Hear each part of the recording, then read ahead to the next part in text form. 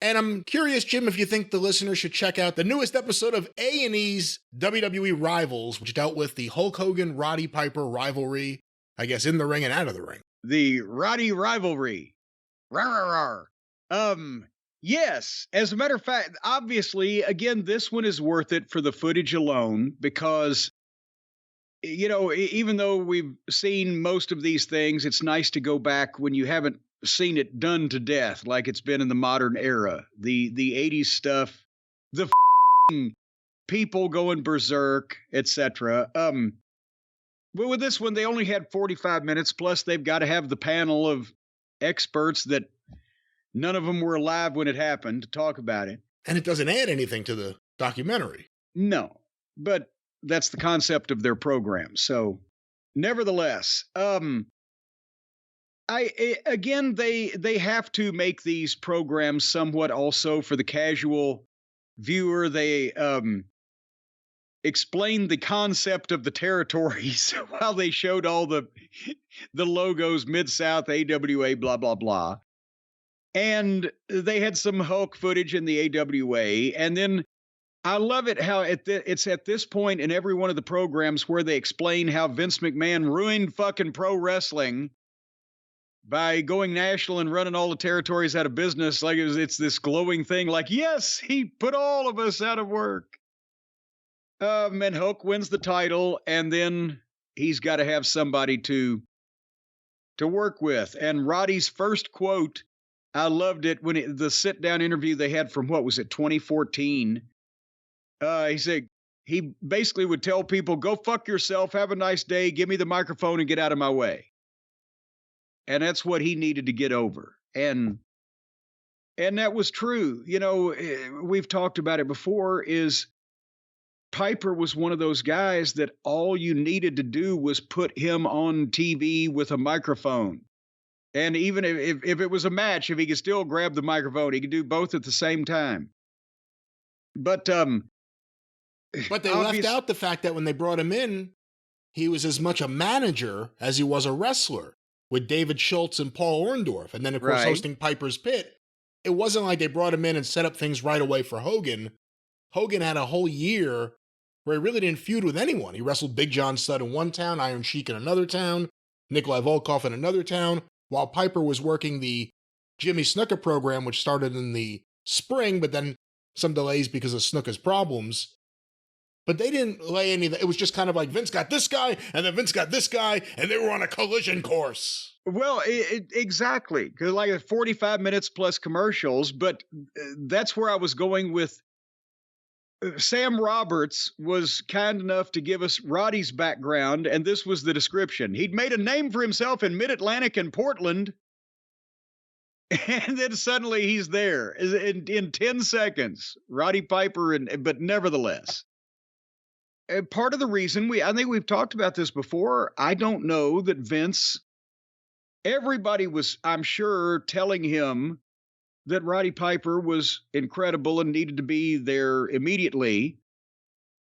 Like we used to say with people like Mick Foley in 1996. But in Mick's case, he didn't like his body or his face. In Roddy's case, I'm sure he didn't like his size.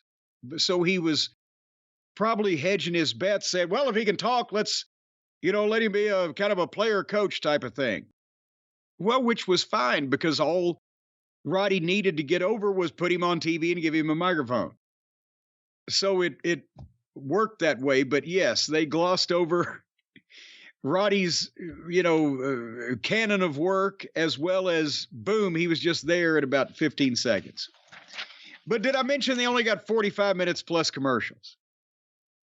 So I love the footage of Piper breaking the gold record over Albano's head and kicking Cyndi Lauper and power slamming Dave Wolf.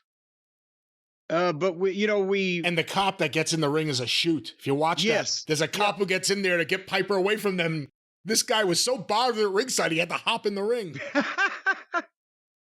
And the Garden looked so much better in those days, whether it be the first WrestleMania or the war to settle the score, the MTV footage.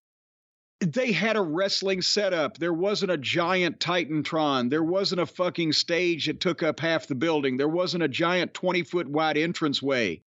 The fucking NYPD brought you from the side entranceway into the garden to the side of the ring, and there you were. And there were people from 6 feet away from the ring all the way around. And it made it tough on managers, but boy, it looked great on camera. Did you like the Piper versus Hogan match footage when they did the dueling eye rakes and neither one would sell? That's right, the war to settle the score. But at the same time, Hogan was trying to cut Piper off with an eye rake. And Piper, I'm sure, was like, fuck you, you're the babyface. I'm the one that rakes the ice. He'd rake Hogan's back. And Hogan didn't want to sell because he's trying to cut Piper off. So he'd rake Hogan's, or he'd rake Piper's. But then they actually made made public, talked about, made a topic, the fact that Roddy was not going to do a job.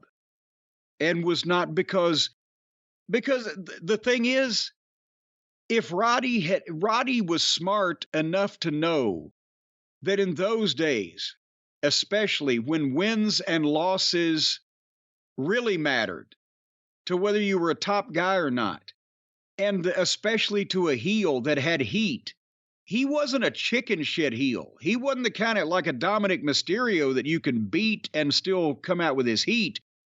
He was unique in that he was that smart-ass, fucking obnoxious promo, but when he got in the ring and you saw him work, he could back shit up. He was just out of control, and that's what a lot of the people Edge, made a point of saying, that when you saw Piper, you never knew what was going to happen because he didn't. But just so much of the stuff that he did drew money and was good that he got a lot of leeway to do it. But he would never do the job in that spot because he knew that it would harm his mystique. So they tried to act like that. To be honest, I don't think that the finish of WrestleMania 1 was ever going to be anybody but Orndorff doing the job anyway, because it wouldn't have made sense there. I'm not saying that Hogan didn't want to get a goddamn job out of him later on in a single match, but they tried to make the WrestleMania tag match finish that it was cheating the people somehow because it was, or the war to settle a score was a DQ, and then the WrestleMania tag match was beating Orndorff. And that was kind of cheating the people. No, a DQ on the MTV show was exactly what they needed to do because that was 6 weeks before WrestleMania. And then they've got the tag match, and Orndorff can drop the fall, as he did when Orton made a miscue. And then you've still got Hogan and Piper. And again, their big plan was to turn Orndorff babyface after that, which is what they did. He ended up firing Bobby Heenan, who had never actually been his manager, which was a weird thing. Yeah. And then he feuded with Piper. And I don't think Piper did a job for him either. What a bundle of just nervous energy. Watching Orndorff, you can't take your eyes off him in that era.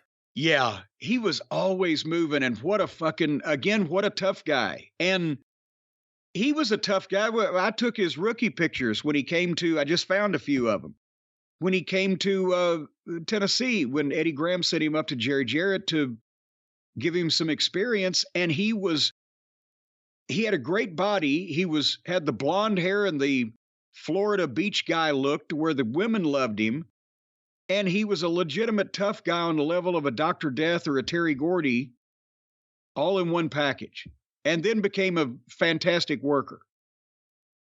But yeah, all those finishes where it wasn't like Piper was depriving anybody because he wouldn't do a job in those instances. That was what was right anyway. But the thing is that Hogan had to get across. He was depriving Hogan. He was depriving Hogan, and Hogan never did get, during that run, when it meant anything, till WCW years later, he never got what he wanted. And Piper not only was successful without doing a job for Hulk Hogan in the WWF through the rest of the 80s, except for his breaks for movies and major motion pictures and sitcoms, Because he didn't do a job for Hogan. He stayed at that fucking iconic level. Did you notice again, they never, they can't edit Snuka out of the WrestleMania match footage, but they never mention his name and never mention him having any part in it. Just like Orton was in the corner of the heels, Snuka was in the Corndorf. The Corndorf. the corner of the heels, the Corndorf. Jack Pfeffer presents Paul Corndorf. Corndorf. He was in the corner of the baby faces with Snuka to offset Orton.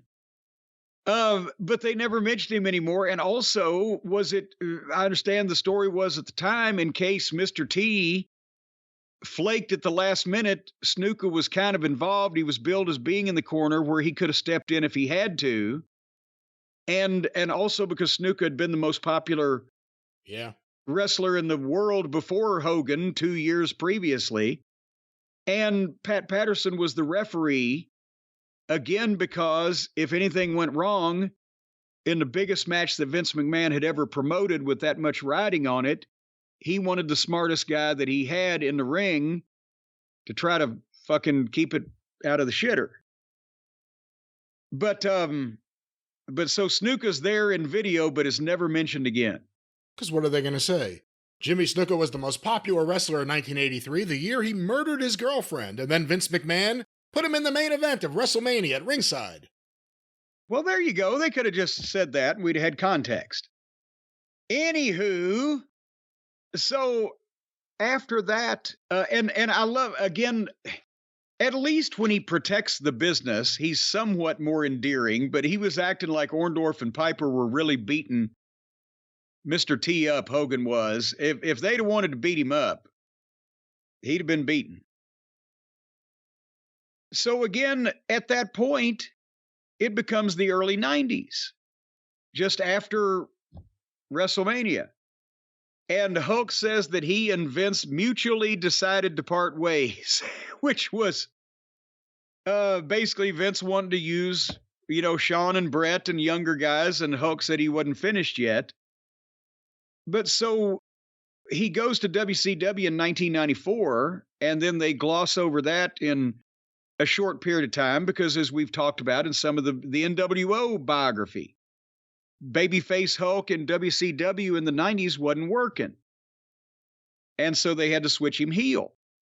And then that's when, Roddy, meanwhile, had been in and out of the WWF all that time until 1996. Remember, he was at WrestleMania that year. Goldust, yeah.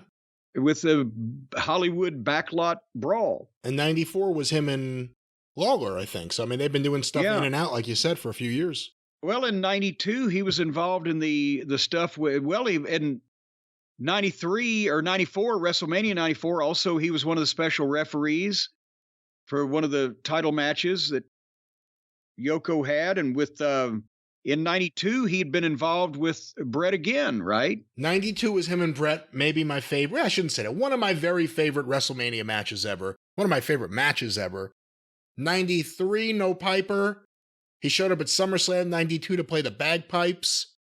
And then WrestleMania 10 at the Garden, surprise referee for the main event.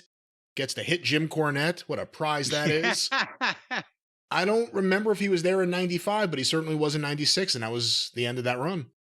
Yeah, see, that's the thing. Roddy didn't get old in the WWF because he didn't wear out his welcome. When they had something that he could sink his teeth into, he was there for, but then he had movies and he had other things that was going on. He didn't have to just be there until it got old.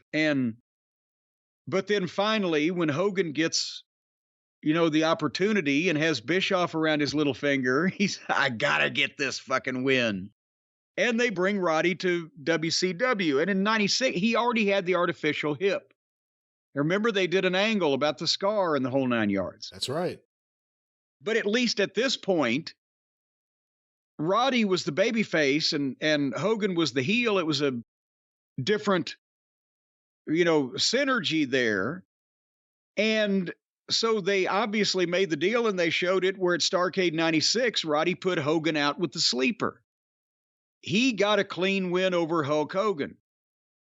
And obviously it was the right thing to do with the situation reversed and Roddy being the babyface, Hogan being the heel, but that was in a non-title match, and it set up the Super Brawl where finally Hogan, and as he should have since he was a heel, used brass knucks that he got from Savage to knock Roddy out and pin him. So Hogan in the end got his pin, but Roddy was smart enough not only to not ever do it when he was the heel, but also to wait 12 years until Bischoff would pay him a fortune for one fucking match and some appearances.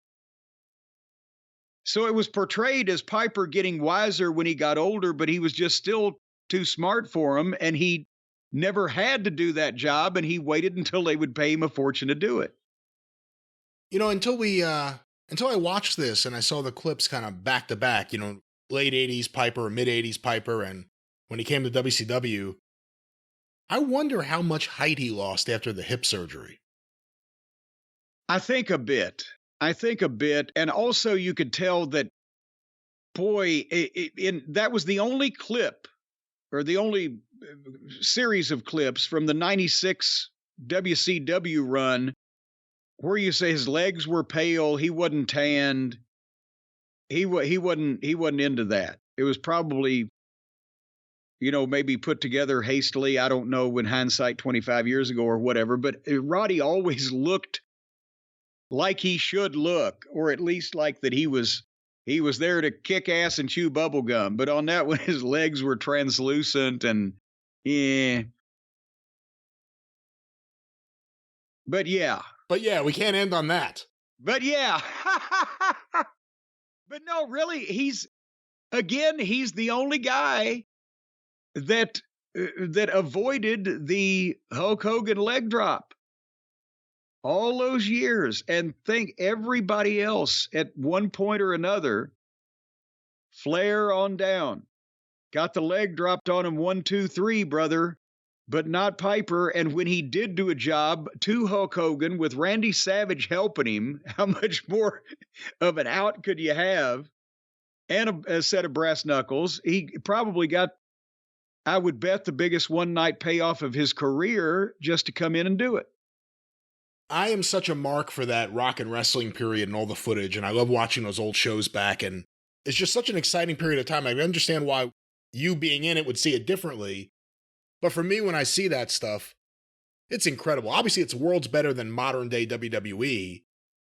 I mean, it's some of the best stuff ever, the Hogan-Piper setup to WrestleMania. Yeah. But I'm a massive mark for footage from that era, from watching those old TV shows in chronological order.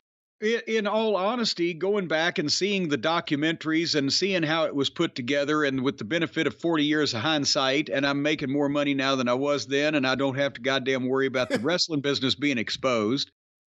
It was a perfect synergy lineup of wrestling hitting the MTV audience and the crossover with the rock stars that, you know, some music celebrities were always into wrestling, but it had never been successfully crossed over before.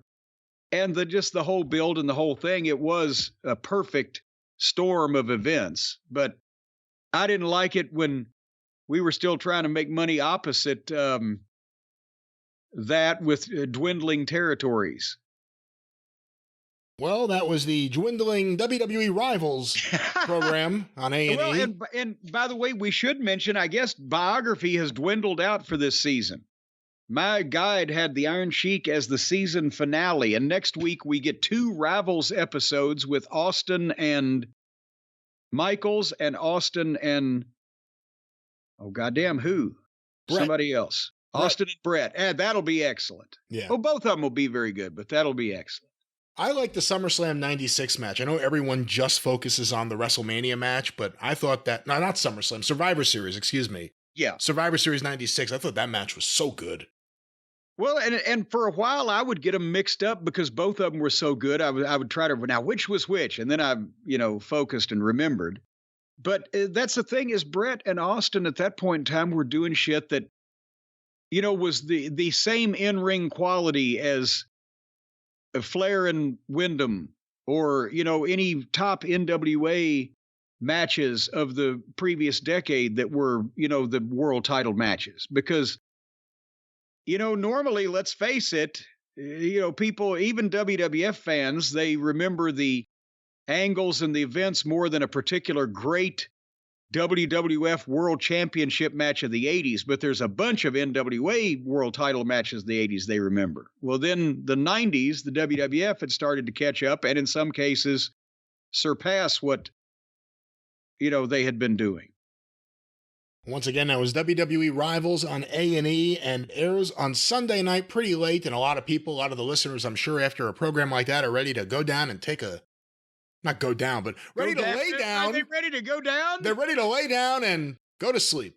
What do you have to do to get one of these fine mattresses? You have to, if you have to do some kind of perverted acts on, That's not what I was saying. Well, no, it's something that I just thought happened to me. When I got my Helix mattress, those guys that delivered it said, well, you got to do us a favor before we'll leave this thing. Now, that's not true. That's not true. Don't even say that. They are professionals. They only hire professionals and they professionally deliver the wonderful mattresses you're about to tell everyone about. Oh, these guys were professionals, all right. I don't think they were amateurs at all. No, they had plenty of experience. Trust me. I've not been able to get it out of my mind. I showered for so long. Okay, can we watch this segment? God damn. All righty. But here's the thing. You talked about going to sleep. Well, you can go to sleep or you can be put to sleep. Now, there's two different ways of doing it. Now, for example, if you're just laying your weary head down after a hard day working in the coal mines or wherever it is you work, salt mines, coal mines, whatever the case may be, land mines, I don't know, whether you're on land or sea. If you're just laying down on any old regular old mattress, well, you might have to put yourself to sleep. You might have to take some kind of sedative or sedative. What are you talking about? Because these normal everyday mattresses that they just sell in these mattress stores, it's hard to get to sleep on them. You need aid. You need eat a bunch of turkey, get that melatonin or whatever it is. Or you might need to take sedatives. Tryptophan. Don't take sedatives, but you're thinking of tryptophan, not melatonin in turkey. Well, you trip over the fan if you want a fan on. And that's a danger because, like you said, you could trip over the cord. That's not what I said. But, sometimes, every once in a while, your spouse may have to come in the bedroom and hit you over the head with a blunt instrument to put you out for the night. That's if you have a regular mattress. Well, if you're sick and tired of having your wife or husband or significant other come in the bedroom when you're laying there trying to go to sleep and hitting you over the head with a blunt instrument to put you out for the night, you need to change your mattress. And no longer will they need to come and do it. Now, they might still come in and try, but you can block it. Because, folks, there's no more comfortable night of rest that you will get than on a Helix sleep mattress. Now, we've been talking about them for months. They have many unique mattresses, luxury models, big and tall sleeper mattress. That's another way of saying you're a freak of nature and you're either too big or too fat or too long for normal mattresses that they sell to normal people, but they're gonna cater to you too. And they got a mattress made just for kids. But the problem is, if you expect your kid to grow very, very much, they might outgrow that kid's mattress. So I suggest what you do is maybe you stack some stacks of books or boxes of cereal or something around the mattress in case the kid grows too long, so if his feet are lopping over the end of the mattress, just so they don't roll over in the middle of the night and fall out.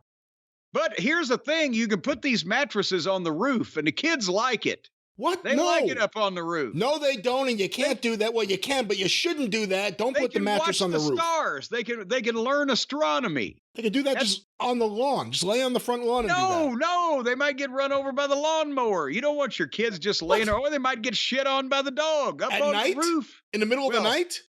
Does your dog shit at night?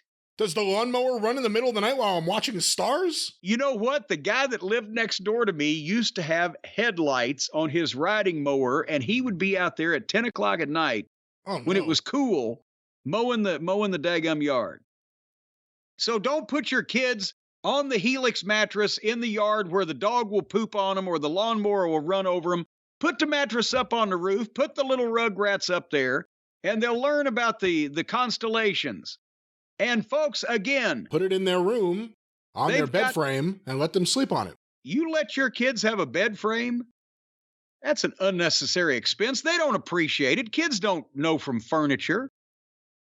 Cardboard is good enough for them. Anyway, folks, also the Helix mattress, they got models with memory foam layers to provide optimal pressure relief if you sleep on your side. And they've also got a special model. If you sleep on your stomach, you can attach a breathing tube and it comes out the other side. And that way you can sleep on your stomach without suffocating. But be careful that nobody sticks that breathing tube up their ass, or elsewise it'll wake you up with a start. They don't offer that, unfortunately. There are also models with a more responsive foam to cradle your body for essential support. In stomach and back sleeping positions, you'll be cradled. You'll be jackknifed and schoolboyed. You'll be rolled up with an O'Connor roll-up, all due to these incredible artificial intelligence mattresses that detect these things before you even know they're happening.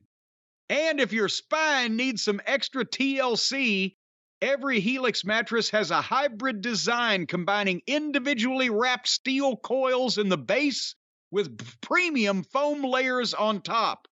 So you just take one of those steel coils and wrap it around your hand, and if a robber or a burglar or second-story man comes in, pop them with those steel coils, put them back in the mattress, the referee will never see it.